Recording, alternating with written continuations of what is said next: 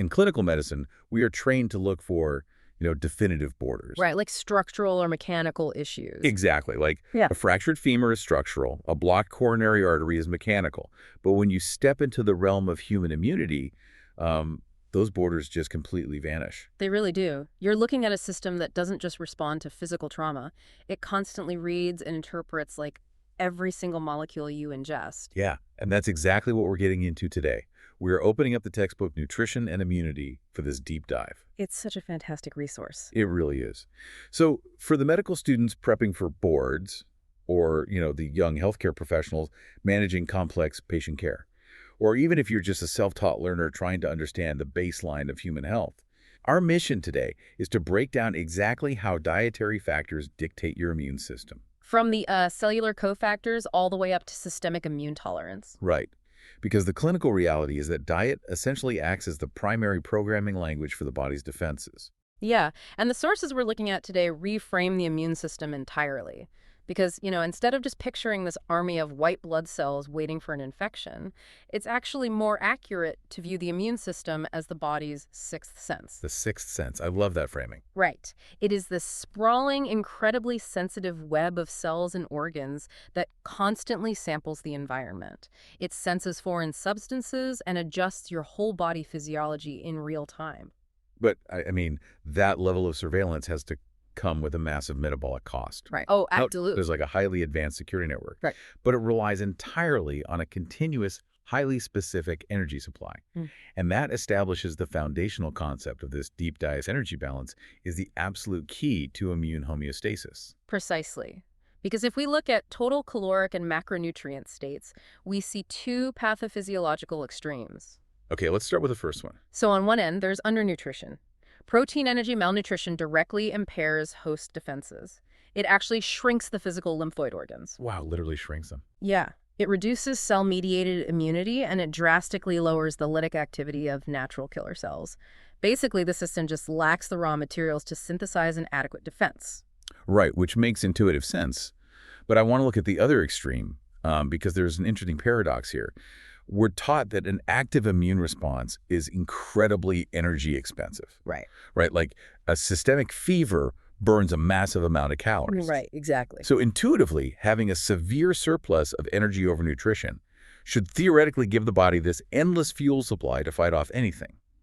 Why doesn't an energy surplus equal a stronger immune defense? That is such a crucial mechanistic question. The problem with overnutrition isn't just about storing excess fuel, it's about the cellular stress of processing it. Okay, break that down for us. Well, when you have excess caloric intake, especially from really dense, nutrient-poor sources, you overwhelm the storage capacity of your adipocytes, your fat cells. And that causes stress. Extreme stress, specifically on the endoplasmic reticulum inside those cells. The adipocytes actually start dying off, and they release pro-inflammatory cytokines like TNF-alpha and interleukin-6. So the excess energy actually triggers a false alarm. It creates a state of chronic nutrient energy stress. Exactly. The text refers to this as metaflammation. Or metaflammation. Yeah, it's a widespread low-grade inflammatory state. So these waves of inflammation radiate out from the adipose tissue and begin affecting the brain, the liver, the pancreatic islets. So your immune system is just constantly triggered by this energy excess. Yes, which exhausts your immune cells and damages healthy tissue. I mean, this is the underlying pathophysiology for immunometabolic diseases, things like cardiovascular disease, type 2 diabetes, and even certain cancers. That is fascinating. Let's zoom in on a specific cellular mechanism to show how this disruption plays out. The textbook highlights how certain amino acids are actively depleted during an immune response, and arginine is a prime example here, right? Yeah. It is. Arginine is the sole substrate for an enzyme called inducible nitric oxide synthase, or INS. And INS is what your macrophages use to produce nitric oxide, which is this really potent weapon to kill phagocytose bacteria. Right. But when you are in a state of chronic metabolic stress, arginine gets rapidly depleted. And what happens then? Well, when arginine levels drop, it triggers the accumulation of myeloid-derived suppressor cells, and these cells literally force your T cells to downregulate. Oh, wow. So the raw material shortage forces the system to initiate a stand-down order. The T cells are suppressed, and the infection can just take hold. Exactly. That really illustrates how macronutrients, the proteins, fats, and carbs, provide the foundational fuel. But the immune system can't utilize that fuel without the precise molecular catalysts. It needs micronutrients. Yeah, if macronutrients are the bulk energy powering the factory, micronutrients are the specialized enzymes, the gears, and the switches that determine what the factory actually produces. Right. So let's look at vitamin A. Yeah, going back to the early 20th century, researchers noticed that vitamin A deficient animal models were highly susceptible to infections. They actually called it the anti-infective vitamin. But now we know the exact mechanism, right? We do. Vitamin A, in its active form of retinoic acid, is critical for imprinting dendritic cells in the gut. And just as a refresher, those dendritic cells are the antigen-presenting cells that show foreign invaders to your T cells. Right, and the retinoic acid actually dictates the differentiation of those T cells, specifically balancing the Th1, Th2, and Th17 responses. Which is a brilliant example of traffic control. Exactly. And just to clarify for our learners, your Th1 response is generally geared toward intracellular pathogens, like viruses. Your Th2 response handles extracellular parasites and allergies. And your Th17 cells are crucial for mucosal immunity and fighting fungal infections. Right. So vitamin A ensures that the immune system deploys the correct type of response, rather than just launching a generalized destructive attack. That makes so much sense. Then you have the B-complex vitamins, which drive highly specific cellular machinery. The text goes deep into the relationship between vitamin B9 folic acid and vitamin B12. Yeah, we know they're required for red blood cell formation, but their role in immunity and systemic inflammation hinges on the serine glycine cycle and the methylation cycle. And this is where a simple deficiency creates a catastrophic clinical cascade, right? Absolutely, Yeah. because B9 and B12 are required to convert homocysteine into methionine. If you lack B12, this cycle just halts. Leaving you with a massive buildup of homocysteine in the blood. Yes, known as hyperhomocystinemia. And elevated homocysteine isn't just an incidental lab finding. The text details how it directly causes excitotoxicity. Yeah, it's wild. High homocysteine overactivates NMDA receptors on neurons. That causes a massive influx of calcium into the cells, which literally excites the neurons to death. Just excites them to death. Wow. And beyond the neurological damage, it also induces severe oxidative stress and endothelial dysfunction. Right. It degrades the inner lining of your blood vessels. Exactly, which kicks off a localized immune response, drawing in macrophages that turn into foam cells, and ultimately driving atherosclerosis. So a patient presenting with early neurovascular or cardiovascular disease might fundamentally be suffering from a failure in the B12 and folate methylation cycle. Exactly. It's all connected. Okay, let's shift to the antioxidant vitamin C, D, and E. We often reduce vitamin C to its role in preventing scurvy, but immunologically, it is vital for neutrophil chemotaxis. Right. It protects the structural integrity of the neutrophil membrane. So these first responder cells can physically squeeze through blood vessel walls and migrate to the site of infection. Yeah. And vitamins D and E are equally fascinating, particularly regarding respiratory immunity. Oh, right. The clinical studies on asthma. Yes. Studies demonstrate that they significantly reduce the incidence of asthma, but what is truly remarkable is the timing. It's not just about adult intake. Right, is maternal intake. Exactly. Maternal intake of vitamins D and E physically programs the fetal respiratory immune system. That's incredible. So the mother's micronutrient status during gestation alters the structural development of the child's airways. Yes, and their baseline inflammatory response dictating their future susceptibility to asthma. We see a similar level of mechanical precision with minerals, too. Zinc, for instance, serves catalyst, structural, and regulatory roles. A deficiency directly impairs the pholytic activity of natural killer cells. Right. But the textbook detail that is genuinely staggering involves selenium. Oh, this part blew my mind. Yeah. So selenium is a non-negotiable component of glutathione peroxidase, which is one of the body's primary antioxidant enzymes. And the clinical implication of selenium deficiency is profound. Extremely. When a host is deficient in selenium, their cellular environment suffers from high oxidative stress. And the research highlights this astonishing phenomenon involving benign human enteroviruses. Right, viruses that typically cause no clinical disease. Exactly. If that benign virus infects a host with normal selenium levels, the immune system just clears it. No problem. But if that same benign virus enters a selenium-deficient host, the viral RNA polymerase is exposed to massive oxidative stress. This stress actually increases the mutation rate of the virus during replication. so the virus actually mutates inside the host.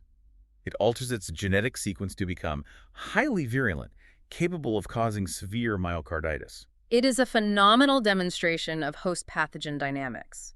The host's nutritional deficiency doesn't just lower the shield, it actively acts as an evolutionary pressure cooker that upgrades the weapon of the pathogen. That is just terrifying and amazing.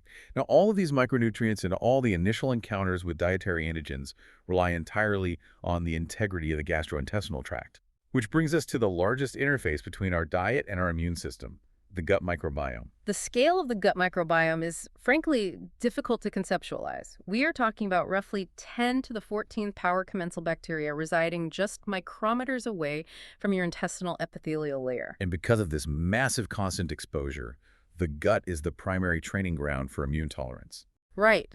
The local immune system has to constantly calculate whether to ignore a harmless dietary protein or attack a pathogenic microbe. And the microbial composition isn't static, obviously. Huh? Dietary components like probiotics, soluble fibers, beta-glucans, and flavonoids selectively feed certain beneficial bacteria while starving out pathogenic strains.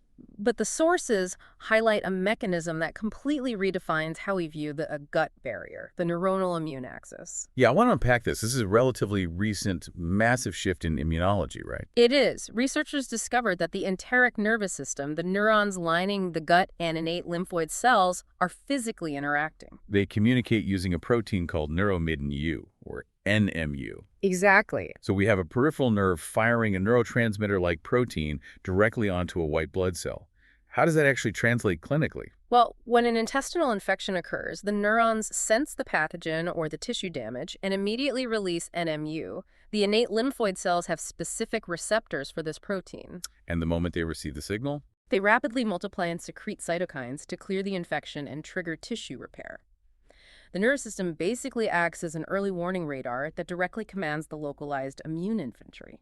But that highly coordinated system depends on a sealed environment. When the tight junctions between the intestinal cells fail, you develop increased intestinal permeability, or leaky gut. Right. And the textbook notes that heavily processed foods, high-salt diets, and specific proteins like casein in dairy or gluten in wheat can actively degrade these tight junctions. So when those junctions fail, large, undigested dietary antigens and bacterial endotoxins leak out of the intestinal lumen and into the systemic bloodstream. Which is bad news. The immune system detects them and mounts a massive systemic inflammatory response. But the true danger here lies in a mechanism known as molecular mimicry. Molecular mimicry. That's where a sequence of amino acids on a foreign dietary antigen happens to look nearly identical to a sequence of amino acids on your own host tissue. Exactly. So the immune system flags the leaked food antigen and creates memory B cells and antibodies to destroy it. But because of that structural similarity, that sequence homology, those newly minted antibodies begin patrolling the bloodstream, spot your own healthy tissue, and attack it. Wow. So, for example, a dietary protein sequence might mimic a sequence on the myelin sheath protecting your nerves. Right. The immune system attempts to clear the food antigen, but ends up degrading the myelin instead, triggering autoimmune conditions like multiple sclerosis, or in other cases, inflammatory bowel disease or rheumatoid arthritis. Which means when a patient presents with a systemic autoimmune flare-up, examining the integrity of their gut barrier and their specific dietary antigen exposure isn't just like holistic medicine, it is grounded in hard molecular biology. Absolutely. And the foundation for that immune tolerance is laid down incredibly early. This brings us to lifespan immunology. Right, because the trajectory of an individual's immune system begins with maternal programming.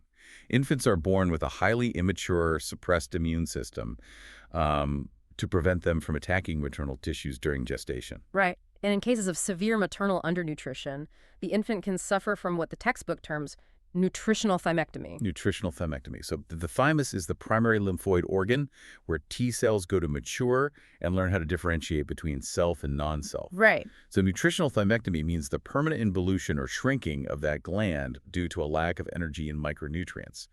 The child is left with a permanently crippled T-cell repertoire. It's tragic. And to bridge the gap while the infant's own immune system slowly matures, they rely on breast milk. Breast milk provides an influx of maternal secretory IgA antibodies that coat the infant's mucosal surfaces. It also contains complex human milk oligosaccharides. Yeah, HMOs, which the infant actually cannot digest, but they serve to selectively feed and establish a healthy bifidobacteria population in the infant's gut. So if maternal programming is the start of the lifespan, at the other end is immunosenescence, or aging. The textbook focuses heavily on how aging is characterized by chronic subclinical inflammation, often called inflammaging. Mechanistically, as we age, mitochondrial dysfunction and reduced clearance of cellular debris cause the extracellular matrix to become highly acidic. And this acidic environment directly triggers the NLRP3 inflammasome. Exactly, which is a multi-protein complex inside our cells that acts as a primary engine for inflammation. This constant inflammasome activation is a major driver of neurodegeneration and cognitive decline. But the good news is, this isn't an inevitable, unalterable decline. The text points out that targeted nutrition can modulate this process. Oh, absolutely. High doses of specific antioxidants like vitamin C and E, along with the B vitamins we discussed earlier, can help buffer that acidic extracellular matrix. Right, and actively inhibit the assembly of the inflammasome, effectively slowing the neuroinflammatory cascade. Yeah.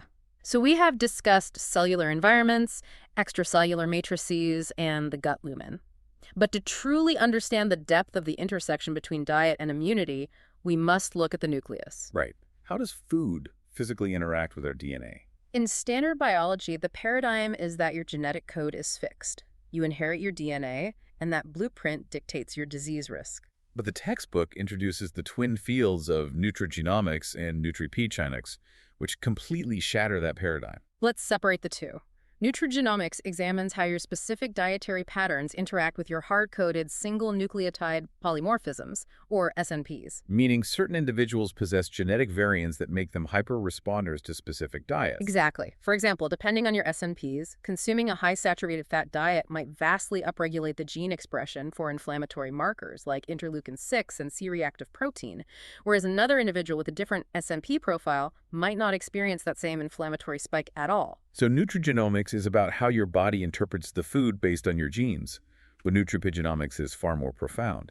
Oh, yeah. This is the study of how nutrients actually alter the physical structure of your genome to change gene expression without altering the underlying sequence of the DNA itself. The primary mechanism here is DNA methylation. Certain nutrients, specifically methyl donors like betaine, choline, and folate, provide the methyl groups needed for this process. A good way to visualize DNA methylation is to think of your DNA as a massive grand piano where the keys are your genes.